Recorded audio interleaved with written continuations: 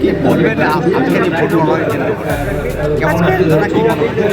মানুষের আশীর্বাদে গত দুদফায় যে পশ্চিমবঙ্গ নির্বাচন হয়েছে 2026, তাতে মমতা বন্দ্যোপাধ্যায় চতুর্থবারের জন্য বিপুল সংখ্যক আসন নিয়ে আবার বাংলায় সরকার গড়তে চলেছেন। শুধু সময়ের অপেক্ষা মাত্র। সঙ্গে শিলিগুড়িতেও আমাদের প্রার্থী গৌতম দেব সহ ফাঁসি দেওয়া খড়িবাড়ি এবং মাটিগাড়া নকশালবাড়ির প্রার্থীরাও জয়ী হবেন এবং গৌতম দেব সহ গোটা পশ্চিমবঙ্গে সবুজ ঝড় আসতে চলেছে। মানে কতটা আশা করছেন যেখানে প্রাক্তন বিধায়ক আছেন? অন্তত 15 থেকে 20,000 ভোটের ব্যবধানে গৌতম দেব জিতবেন।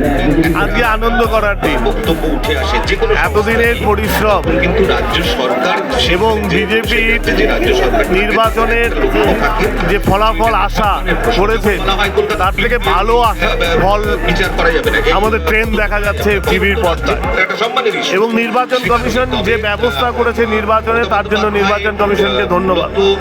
এবং মানুষ যেভাবে স্বতঃস্ফূর্তভাবে ভোট দিয়েছে এবং তাদের ভোটাধিকার নিজের ভোট নিজে দিয়েছে, এর জন্য মানুষ মানে ভোটারদেরকেও ভারতীয় জনতা পার্টি সাংগঠনিক জেলার পক্ষ থেকে নমস্কার, অভিনন্দন।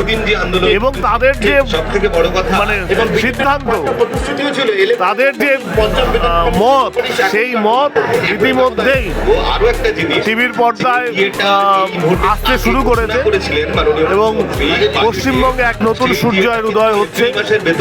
পশ্চিমবঙ্গে সোনার বাংলা তৈরির যে স্বপ্ন শ্যামাপ্রসাদ মুখোপাধ্যায় দেখেছিলেন, শ্যামাপ্রসাদ মুখোপাধ্যায়ের স্বপ্ন পূরণ হতে চলেছে। বাংলা হান্টের আরও খবর দেখতে নজর রাখুন। বাংলা খবর মানেই বাংলা হান্ট।